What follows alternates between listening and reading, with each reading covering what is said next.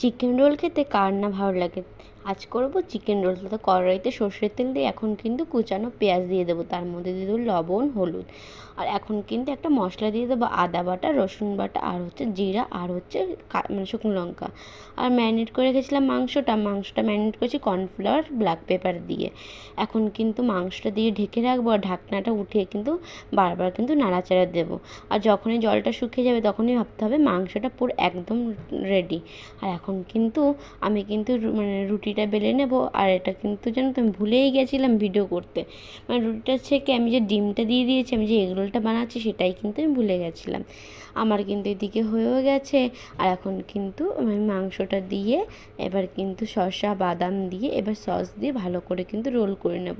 আর একটু ভুল হয়ে গেছে, তোমরা কিন্তু প্লিজ মানিয়ে নিও। আর আমি কিন্তু এখন রোল করে দিয়ে এখন কিন্তু পেপারে মানে মুড়ে দেবো। আর তোমাদের কাছে বাটার পেপার থাকলে তো